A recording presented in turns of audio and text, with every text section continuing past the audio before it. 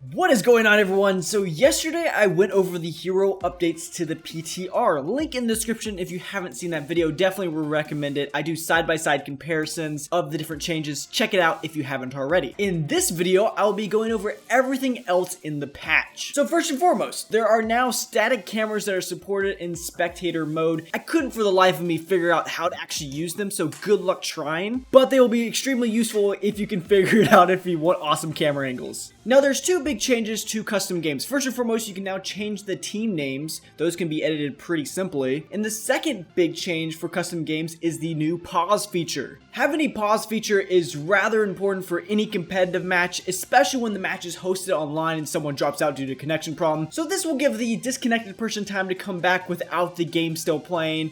It's really important to keep the game fair from a competitive perspective. With all that said though, the big news in this patch is the fact that it was 1.3 gigabytes. It was a massive patch where they put a lot of new interactive voice lines in there, and if you aren't familiar with Blizzard, they like to announce new components to the game in this way. They'll put in interactive voice lines, and you'll have to kind of put things together to figure out what they'll actually be releasing in the coming weeks or months. One of the most noticeable hints in these voice lines were with Symmetra. She has a couple of new interactive voice lines where she says, "I will augment your shields, shields boosted, shields reinforced," which most likely means we'll see some changes to Symmetra, most likely being a buff of some sort with her shield. Now, there were some other voice line related changes that were made public in the patch notes, the first one being with Anno's Nano Boost, which will have a new voice line that informs other players when the ability has placed. Additionally, they raised the volume of Hanzo's Dragon Strike voice line when he's wearing his Akamoi, I think is how you say it, maybe,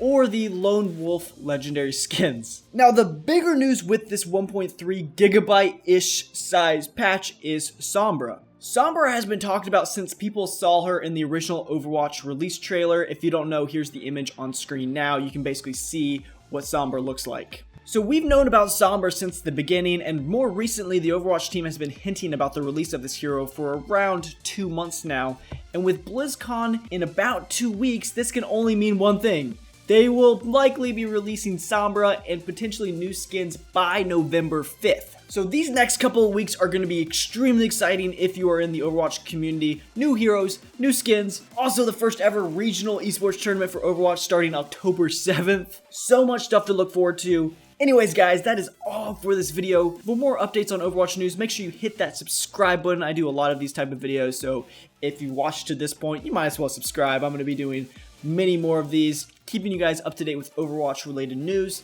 Thank you all so much for watching. I will talk to you tomorrow.